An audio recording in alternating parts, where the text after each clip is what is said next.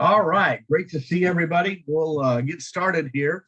So this is, I've almost debated on not even teaching this because some of it we've just gone over and over and over again in a way, in different ways. And I just thought, Lord, I hate to just keep revisiting the same thing, but so maybe this is just for me tonight. I don't know, but it's just something that I put together that's been on my mind.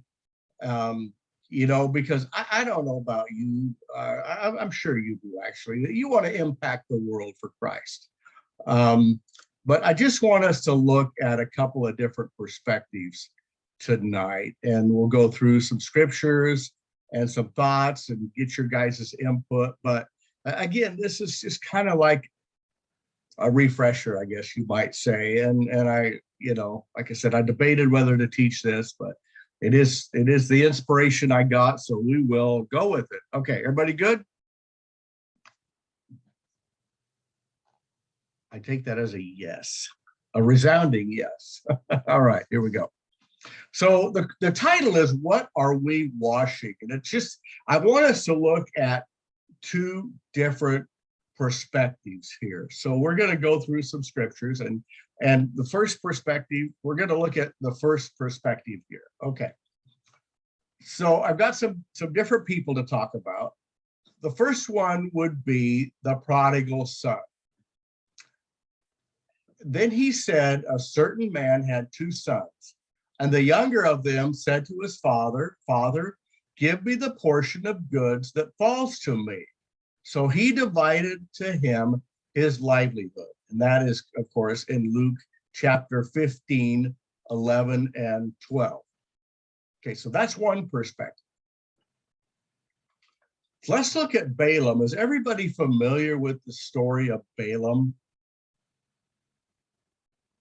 So if you're not, let me just give you a quick rundown. So Balaam was asked by a king, Balak, to go and curse the children of Israel. And Balaam sought the Lord, and the Lord told him not to go. And so he went back to Balak and made this statement. So then Balaam answered and said to the servants of Balak, because Balak himself didn't come, send his servants, though Balak were to give me his house full of silver and gold, I could not go beyond the word of the Lord my God to do less or more. Now, therefore, please, you also stay here tonight that I may know what more the Lord will say to me. Now, there was one point that Balaam went and actually blessed the children of Israel, and Balak got really upset with him. And so, do you guys find it interesting that Balaam mentioned this silver and gold and said, even though he gives that to me, I'm not going to do what God has told me not to do? Anybody find that interesting, or why do you think he made that statement? What do you think he was really doing there?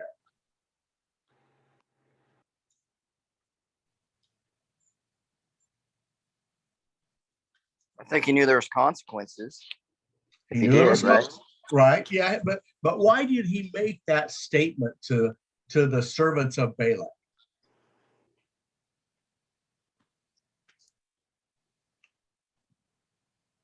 Let me ask you this. Okay, and this is just something I just thought of.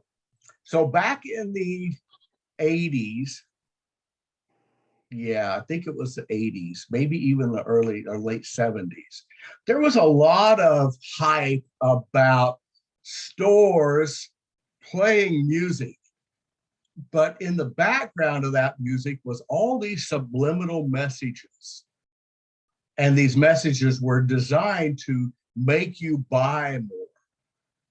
Now, in the Christian world, I know that there was this big, how should I say this, movement, so to speak, that went through about, oh, you shouldn't listen to this type of music. There's backmasking in it, and it's planting these thoughts in your mind, you just can't hear it. They said in fact, I remember if you play these backwards, you'll hear all these messages from Satan. Anybody else ever heard of that?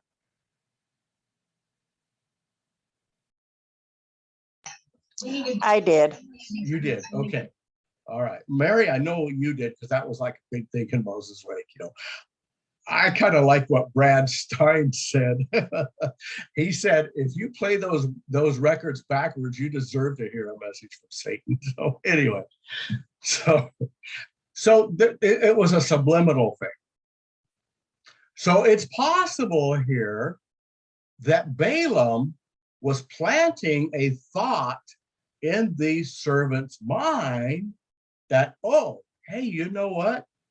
Maybe we should try giving him all the silver and gold we can. And maybe, because he mentioned that, maybe he actually will. So just a thought. Okay. So that's another perspective there. So let's think about the rich young ruler. And this is found in Luke. So when Jesus heard these things, and we know the backstory here, this guy came to Jesus and said, what do I need to do to have eternal life? And Jesus said, what, keep the commandments, love the Lord your God with all your heart, mind, and soul, all of that. And he said, I've done all of this. But Jesus said, you still lack one thing.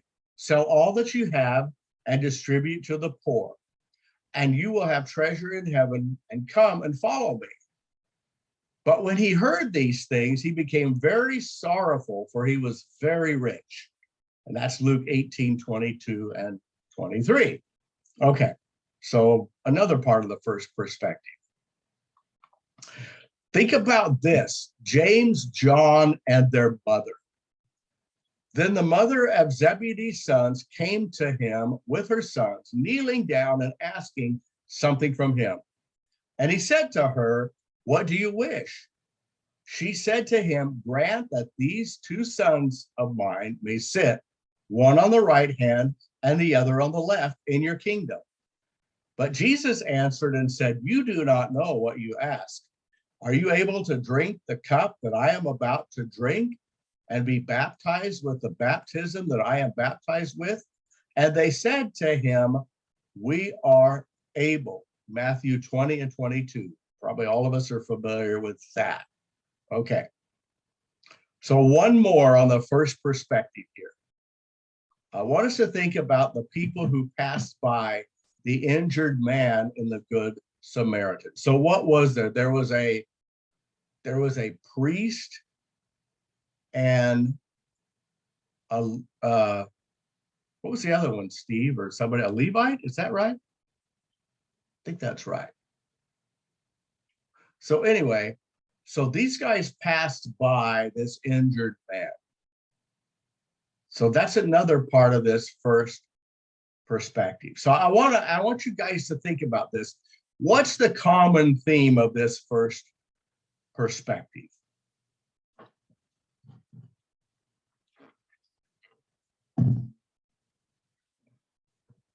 What did they all have in common here?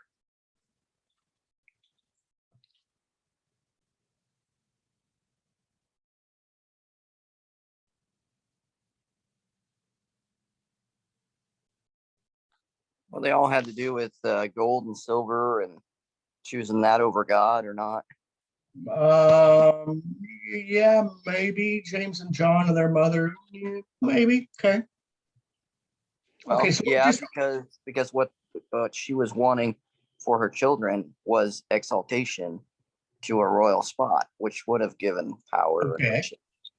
So, all right. So dig a little deeper into that, what you just said, because you're almost there. Dig a little deeper. What's behind all of that? What's this common theme that all these people have here? Sounds very selfish. Exactly. 100%. They're all driven by selfish motives. The prodigal son wanted his inheritance early. Balaam put in these people's mind, hey, maybe if we bring him back gold and silver, and all these riches, he'll change his mind because he said, oh, go ahead and just stay and let me see what God has to say to me again. The rich young ruler, that's pretty easy. He did not want to give up what he owned in order to get eternal life because he owned so much. Notice it says he became very sorrowful.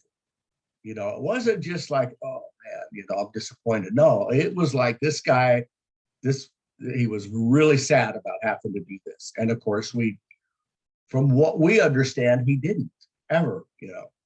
And then James and John and all of them, yeah, it was a very selfish motive. And they thought that they were good enough. Of course, they didn't realize what Jesus was really saying when he said, can you really drink of this cup I'm about to drink of? They thought they were good enough to sit on his either side when he became king. Of course, we know that they thought that, he was going to become this earthly king. So yeah, very selfish. And the people who passed by the injured man, you know what? I'm sure that they probably, as they skirted their way around, I'm sure they probably said a prayer for him. Lord, help him, send somebody to help him. Oh God, give him strength, give him healing, but yet they wouldn't go out of their way to really help him. Now, sometimes I wonder if we don't use that kind of I shouldn't say this, as a cop-out. Sometimes as Christians, we don't say, oh yeah, I'll pray for him, and we don't really do it. We don't really mean it. It's just kind of a way of getting out of it or getting away from that. But anyway, I probably shouldn't go there. No, I think that is super important, Kevin. I think that's why when I say that to somebody, I immediately will pray or pray with them or whatever, because I don't want to be, just a talker, someone Right. that wants a cliche, I want to actually do what I'm saying I'm going to do and be a believer. If I believe and have faith in God, and, I want to do more than just, oh, I'm my condolences, Right. All right, good. That's a good way to put it, a cliche, because we see this on Facebook all the time, and I haven't been on Facebook much, but I see this, somebody has a need or they've lost somebody, and there's all these people that come on, oh, we're praying for your family, and please don't misunderstand me. I'm not saying they're not, but it's just kind of a cliche. I like that, Steve. So, yeah. Okay. Yeah. Follow it up with actually doing it. And then reach out to that person later to see how they're doing. I just had a friend, he lives in Bend, and we grew up together. So in the last few months, the last 3 years, he lost his brother. And then in the last 2 to 3 months, he lost his dad and his mom. Man, how hard would that be? All of that in just the last few years, but in the last 2 months, particularly hard, And so, yeah, I commented that on Facebook, but I prayed for him. And then I've reached out a few times. In fact, I gave him a call, to just say, hey, man, I'm really sorry. Because I knew all of the people that passed away, especially his mom and dad. In fact, Mary and I visited them when we were in John Day. And so, don't be that guy that just says, yeah, I'll pray for you. Follow it up too with checking in on these people. How are they doing? I called Tom, talked to him for a long time, texted him the other day. Hey, how you doing? Please don't misunderstand me. I'm not saying that to brag on myself or look what I've done. I'm just giving it as an example that do more than just saying, oh, I'll pray for you, follow it up. So yeah, offer to listen to them. I ask them if they need something, if I can do anything for you, and really be sincere about it, like you're talking about. Yeah. I think that is something that the church has got away from, and and a lot of people, some people don't want anything, and they don't want people to bother them and stuff like that, and that's true. But I think we should be a little bit more forward, not going out, going the wrong way with it, but at least take that first step and say, hey, can I help? Can I, I'm here for you. If you Right. need to talk, Exactly. sending food, I know that's what we at Creekside, I know for many years when someone would pass away, that was one thing that I thought was really helpful was basically sending dinners and lunch and stuff like that to the family, Right. for the first couple of days or whatever to kind of help them not have to worry about that kind of stuff. It's one way that you could minister to somebody, if they're willing to accept it. Yeah, absolutely. That really lightens a load off a burden from them. But yeah, now if that person tells you, you know what, leave me alone. I don't want to hear anything from you. I don't want anything, that's fine. But yeah, make the effort. Good point, Steve. Yeah. Make the effort. So if they don't repel you, you're probably most likely going to get, okay, yeah, thank you. Let's say somebody's sick and you reach out to them. Hey, is there anything I can do for you? Do you need me to bring you anything? No, we're good. Thank you. If they don't tell you, no, leave me alone, then it doesn't hurt to follow up even a few days later. Hey, how you doing? Feeling any better? Need anything? The offer's still open. It really lets people know that you care. But if they tell you go away, leave me alone, don't bug them. Because there's some people that I don't think we don't have to do huge things either. I mean, we don't have to burden ourselves like with the huge things. Small things matter too. Yep, the little things make a big difference. So yeah, good. Okay.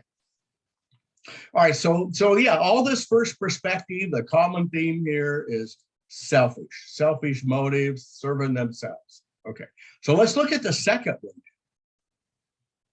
Maybe. Okay. So Elisha, and of course you can see where we're going here now, hopefully. So Elisha, the scripture here in First Kings. So Elisha turned back from him. Elijah took the yoke of oxen, slaughtered them, boiled their flesh, made a feast, they ate. Then he arose and followed Elisha and became his servant. All right, so then we're going to skip from that point. We're going to skip to 1 Kings chapter 3, verse 11. But Jehoshaphat said, is there no prophet of the Lord here that we may inquire of the Lord by him? So one of his servants of the king of Israel answered and said, Elisha, the son of, I should have practiced this word, whatever, Shaphat is here, who poured water on the hands of Elijah.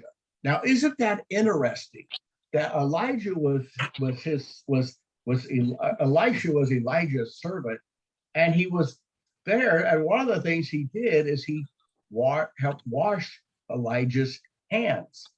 Now, maybe if one of you, I haven't studied that deep into that, if one of you has some insight as to why that specific task, feel free to interject. But I found it interesting. But he was a servant to Elijah. Those two mixed up. Does anybody know why specifically washing his hands? It was a lot of cleansings was very important, not just of hands, but of feet, of Right. body.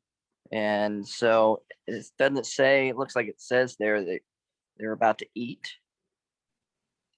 Actually, this is two separate instances. Here. Oh, okay. Yeah.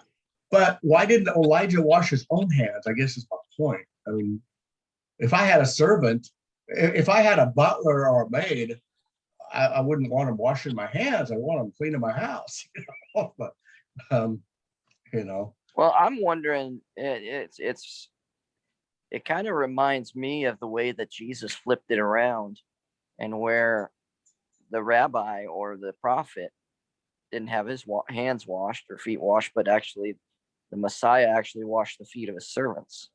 Yeah. So I wonder if there's something there. Could be something to that. Yeah, I don't know.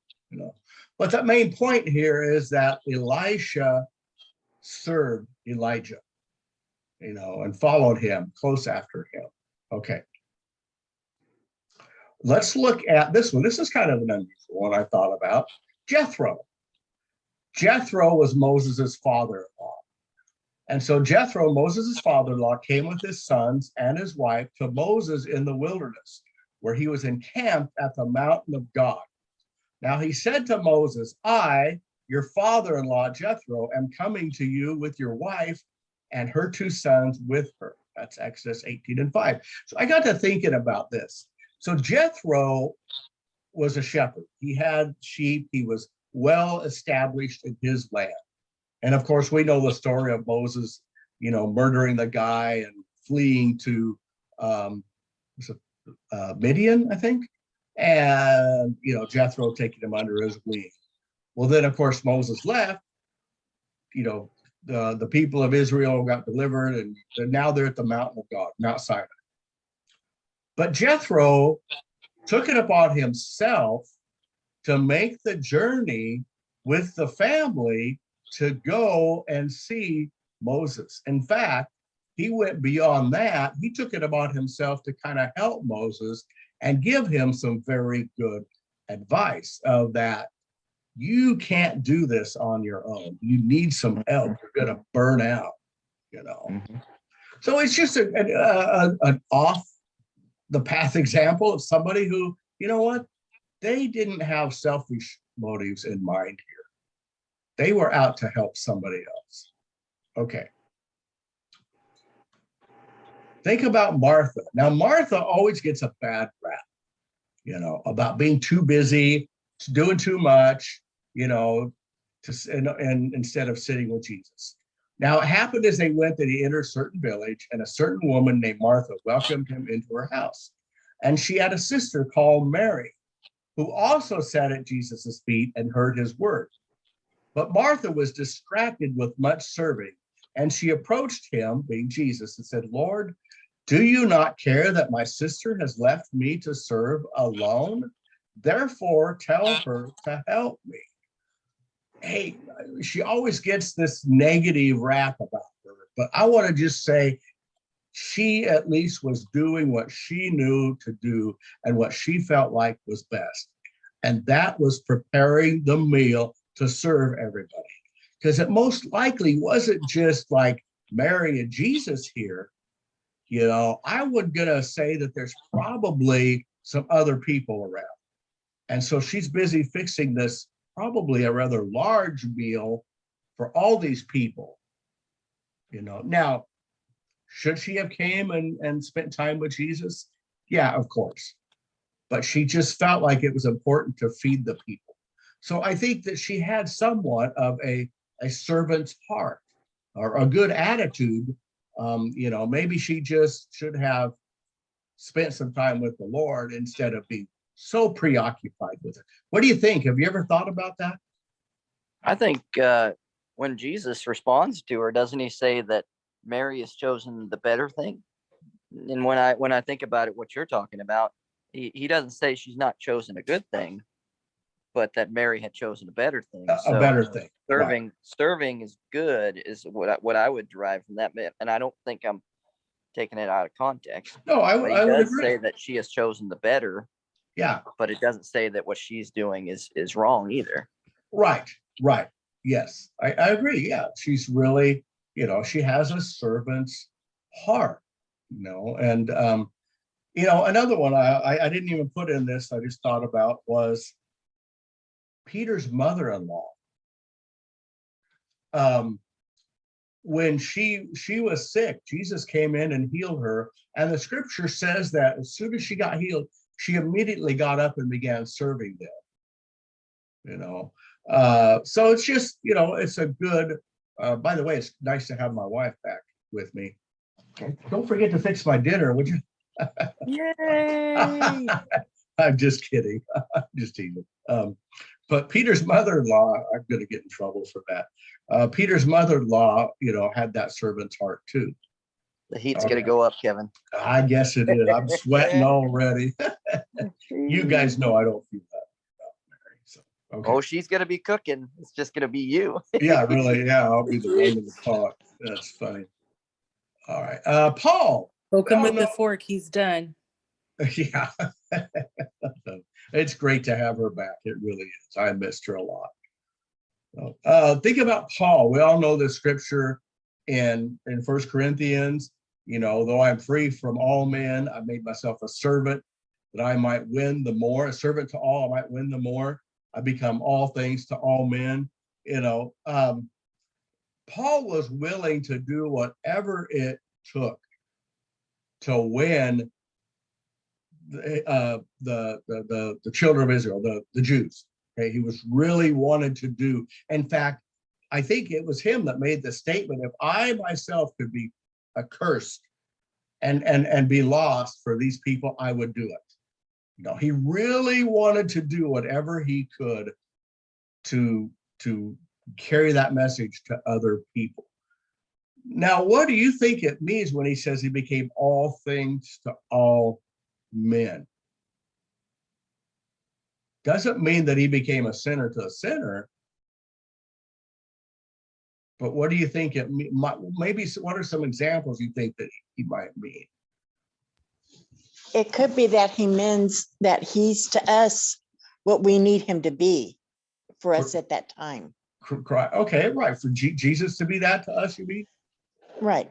Yeah, that's why God told, in my opinion, God told Moses, tell the people that I am. I am. God is I am. Okay. So what do you think, Ann, though, about Paul? What does it mean when Paul said, I became all things to all men?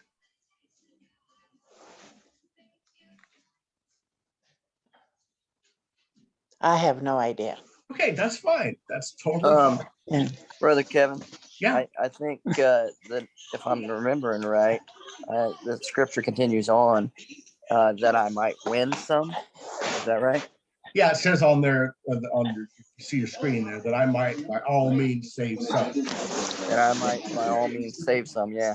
Right. So it to me, according to what it's reading there, shows that whatever I need to do to reach out to people with the gospel and win Right. souls, that's what I'm doing. Right. Right. And so we know that Paul was a very educated man, but Paul was willing to, in fact, he was educated enough that he could go and I don't know if I want to use the word debate, but talk to the people, the Pharisees and the other people of that day that were extremely educated too. He could communicate with them on their level. But Paul was also the type of man that, in my opinion, that would come down and communicate to the poorest of people, the most uneducated person you could find. I think he was willing to be able to come down and relate to that person and talk to them and lower himself, I guess, in a manner of speaking, to that person's level to do what he could for that person. And that right there is the example of Christ that Christ gave, right, that he is doing, because Jesus, he actually had more of a problem with those that were wealthy and powerful than he did with the blind man Bartimaeus, the ones that were lame, so right. He stooped down for those people.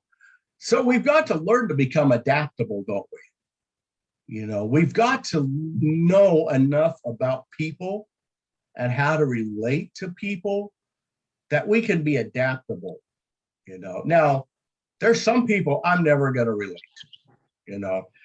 I think about Caleb, or even Josh. Again, I know I talk about this a lot, but I know they're going to come back to Jesus. They're going to serve him, and when they come back to him, they are going to be able to influence a group of people that I never could, probably, lawyers, doctors, things like that, but they come from a background where they'll be able to also relate to the common person, because I just know how they are, I want to be. They have a kind heart, a soft heart. They have a very tender heart. I want to be able to relate this to absolutely as many people as I can. That's why I think, this is my opinion only, that we really need to study people and learn about people and how people think and and how to be able to relate to them. So we can, in a sense, become all things to all men, for the reason that we might be able to reach some with the gospel. Okay, getting off topic a little bit here, but anyway. All right, let's see. All right, so question number 2, what's the common theme here? We've kind of already answered that. It's not being selfish, but being selfless, right? Yeah. All right. I'll hurry up here. Ooh, Another good example of that would be the rich man and Lazarus, right? Yeah, absolutely. Perfect. Yeah, perfect. Good example. So what perspective do you have? Do you have the perspective of serving self or serving others? Now, I think that most of us probably believe that we serve others more than we really do. Maybe not. Do you agree with that or not? Do you think that most of us think we serve others more than we do? I think that's probably something we should consider, that we shouldn't think, oh, I just helped somebody and fed somebody, I've saved the world. It's a good thing, but I think justifying yourself by once in a while giving food or whatever, I don't think that's it. No, that's not it, And so I think, though, that most of us feel like we do more than we really do, So think about this. We are all selfish to one degree or another. And if you don't believe me, I'll show you an example, and I've used this before. So look at this picture. When you see a group photo that you're in, who's the first person you look for? Don't you look at yourself? Oh, how do I look? So, right? We all do that. Think about if somebody's got their phone, and they're taking a group picture of you. You want to see it. Let me see it. Let me see it. Oh no, that's a horrible picture. You got to retake it, because we want to look good, but we're all selfish to one degree or another. And I think that we will always deal with that as long as we're in the flesh, as long as we're here alive. That's just the way life is, Okay. Any thoughts on any of that before I move on?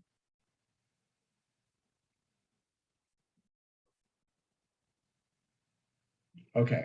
Looks like we lost Anne. I know she's having some work done in her house. So, okay. So I have some thoughts for you guys on ways to serve yourself. So take some notes here. So wake up in the morning and think about you or everything that you must accomplish that day. And then as you go through the day, keep thinking about you. In fact, don't look at the people around you. They might distract you from thinking about you.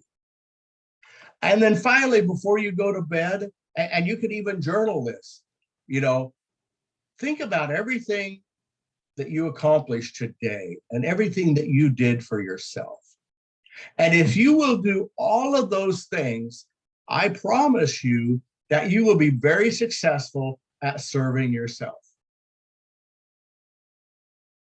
But obviously, there's some problems with that, right?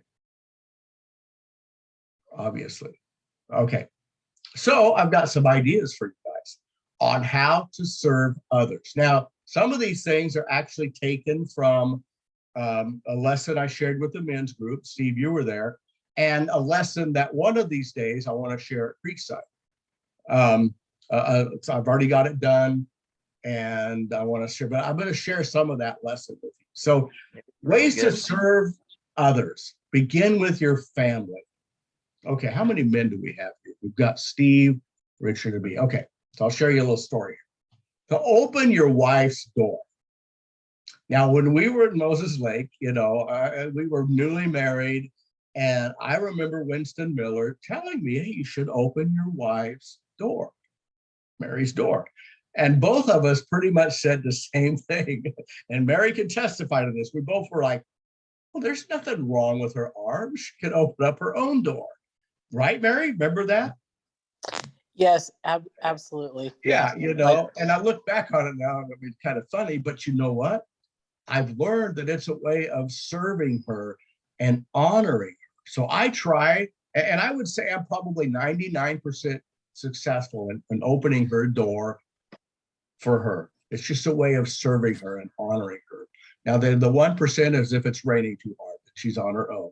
Okay. That is very true. But, Sometimes I just want to point out that my arms do still work. they do work, but I want to open your door to serve you that way. That's All right. good. Make it a regular habit to do the household chores, laundry and all of that without being asked. That just is another way to serve other people, your family. And then the third way is find out what they need. Now, when I say your family here, it may not be your family that lives with you, but your extended family, whoever else in your family. Because many times people won't tell you if you don't ask. So find out what they need. What do you need? What can I do for you? All right. How about once you've got it down serving your family, and there's a lot of other ways, of course, we could do that. But what about your church family? So here's a couple of ideas. What about if you came and cleaned the church? Now, I guess I'm talking to two pastors here. Mary, I'm talking to you and I guess, But just think about if people from the church would come and just clean the church, what a blessing it would be. I can tell you it takes a long time to vacuum the sanctuary around all those chairs and stuff, But another thing that it would be nice if more people would do would be ask the pastor what you can do to help them. Steve, what do you think? What would your reaction be if somebody came up in the church and said, Steve, I really want to relieve you of some of your burden. What can I do to help? How would you feel?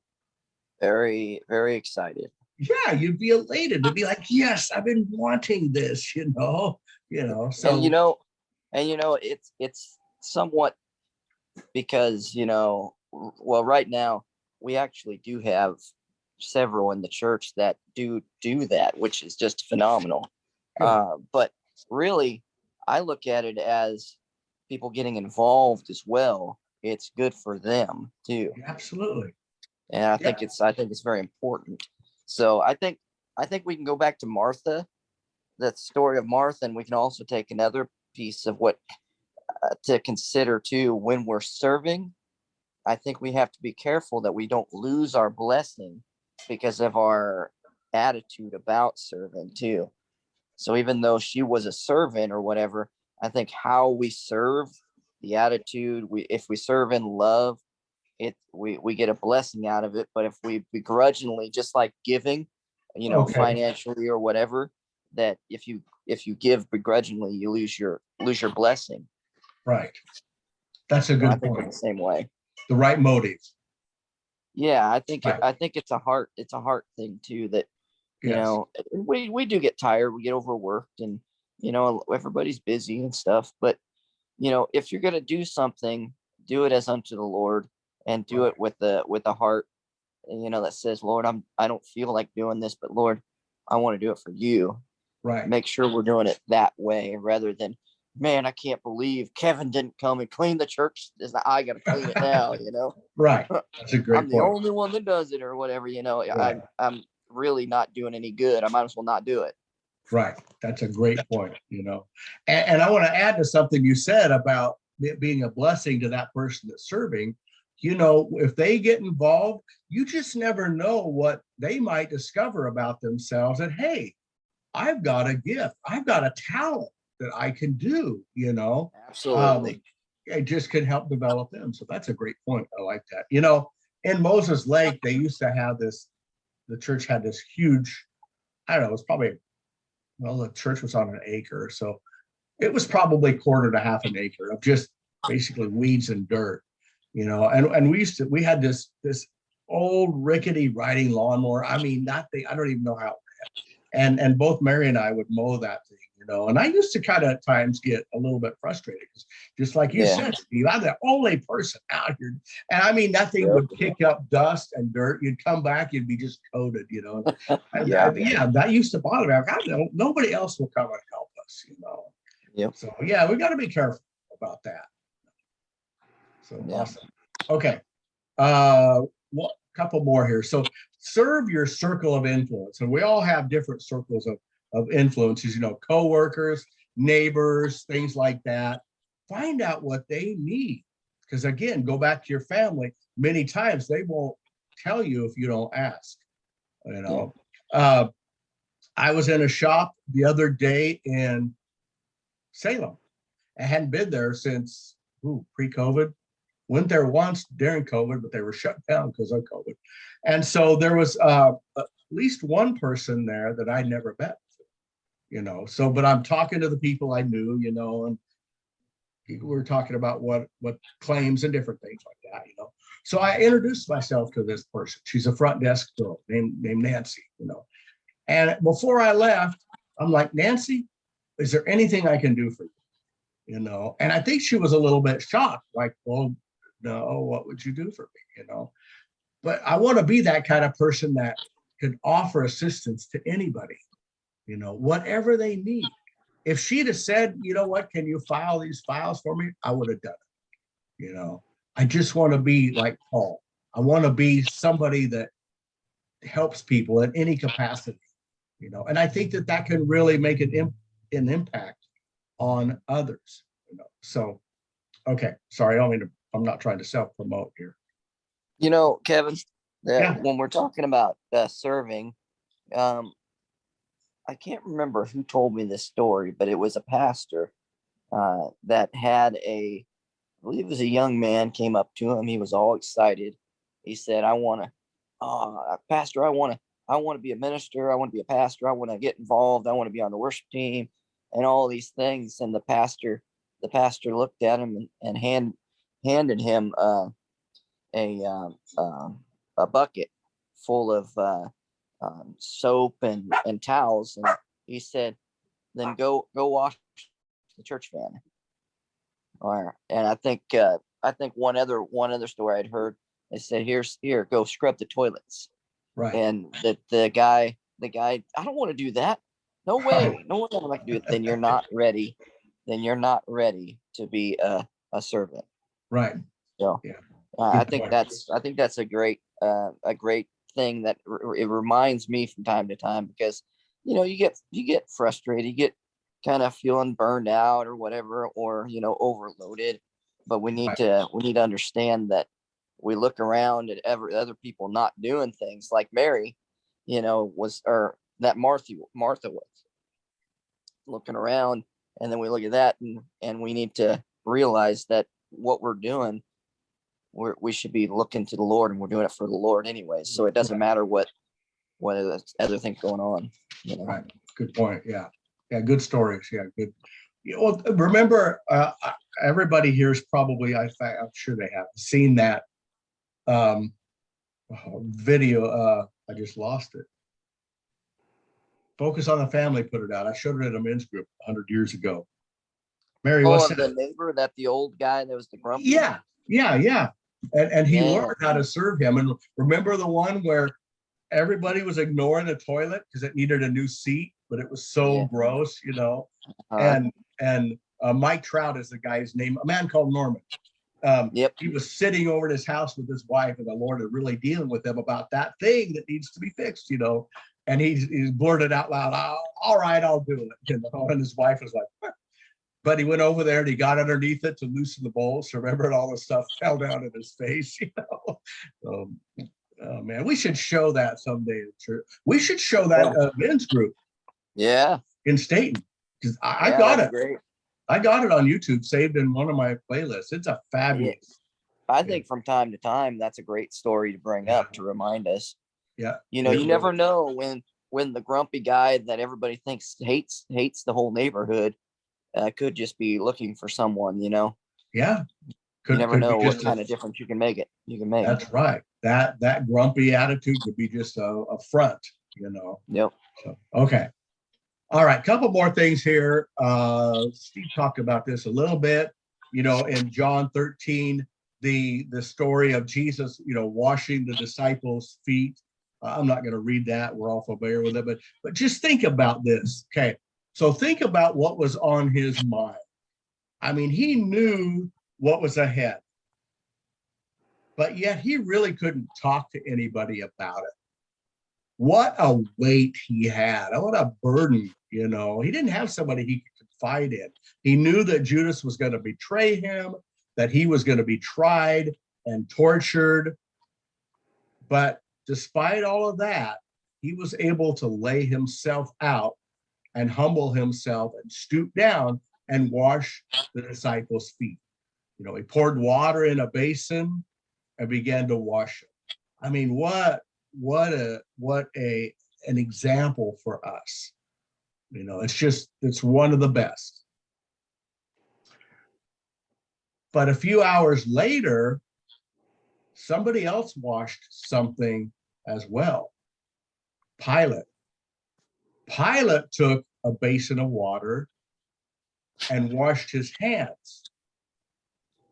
And the reason he did that is because he was washing in his own mind. He was almost acquitting himself of this and saying, I have nothing to do with this. I'm not guilty. My hands are clean. Well, we know, of course, his hands weren't clean. He was guilty, you know. So look at the comparison here. Jesus washed the disciples' feet as a way of serving them, but Pilate washed his hands as a way of serving himself. So the real $1 million question here is, are we washing hands or are we washing feet? That's a good point. Think about it. What are we washing? That's where I come up with this lesson, you know. So think a couple of questions, I'll close with this, that we should ask ourselves. Are we, as people, more concerned about our own needs than that of others? It's easy to fall into that trap. But we need to use Paul as an example and Jesus about trying to become what people need so we could at least save some. Or is our church more concerned about us and ourselves and our needs than we are about the needs of others and the community? Those are a couple of really sobering questions. I've really been thinking about those and pondering those and wondering in my life, what can I do to make a bigger impact? That is a great point, Kevin. I love to teach. I love to share. You know, it's what thrills me. It's what motivates me. But I need to look at me and say, what can I do to have a bigger impact on the world? Because as much teaching as I do and as how I like to equip people, the majority of the people I'm teaching and reaching are already saved. And that's okay. But I need to find out what I need to do in my life to be able to reach those that are lost. And so I would challenge you to think about these two questions, both as yourself and as a body. You know, what can we do? What is our real concern here? I think sometimes we get a little bit misguided, but just me. So, okay, that's all I had. Any thoughts? Go ahead. Yep. Yeah, going with that thought, that is a very powerful comparison when we think about it, because that's what I think we can find ourselves doing that when we see the person in need on the street. We kind of in our mind, oh, they're okay, and we kind of wash our hands of it, like and justify it. Oh, they don't need our help or whatever, and we kind of don't do that rather than actually going and actually, when the Lord, you know, touches our heart to do something, actually going and doing that. But I'm reminded of the story of the Good Samaritan, and how that's exactly the same type of comparison that was going on there. Was those that should have actually been doing it, they went around and way around and avoided the situation instead of helping. Right. Probably prayed as they went by, you know. Maybe prayed for themselves that they didn't get robbed, you know. Yeah. Kind of goes back. I never thought about that. That's funny. Never thought about that. But you know, it might not be a person that's hurt or a homeless person or somebody. You know, it might just be a coworker, a friend at work that needs help. that's going through a family crisis, you know, it could be, you just never know. You know, I think about my friend BC. So we were in Albany the other day. He works at one of the large chains of body shops, and I've known him for 25 years, and we were sitting next to each other, you know. And he, like me, has struggled with mental health issues, you know. And we're able to talk and to share, you know. And I'm able to tell, like, man, BC, I know what it's like, you know. And I told him a lot, BC, I know what you're going through. I mean, just the heavy load he carries at work. I'm praying for you. You know, if there's anything you need, just let me know. You know, so Do you think Right. that the Pharisees and religious leaders that Jesus had such a difficult time with, you know, you're of your father, the devil, you know, and he'd say statements like that. Do you think that they would never come down from their self-righteous places to do exactly what you said you were saying? I've been there, and admit that they are a sinner. Do you think that they probably that the religious leaders, and I think us today, we need to be careful too, because are we not willing to admit that without Jesus, I'm lost and undone, right, and I'm not better than anybody? right. And you know, and until we get to that point, I think that really is something we need to watch ourselves to make sure that we're not living self-righteously, but Right. selflessly. Right. Good Yeah. point. I like that. Yeah. You know, because we are, I mean, what's that saying though? But for the grace of God, there go I. Yeah. I mean, you know, those homeless people, those people who are struggling with severe health problems, that could be any one of us at any time. Yep. You know, we could be Job at any time, you know. Yep. I mean, God forbid, obviously, but that could happen. So yeah, you know, cool. All right. Any other thoughts? I appreciate your input, Steve, and sorry we lost Ann. Any other thoughts or anything before I end the recording?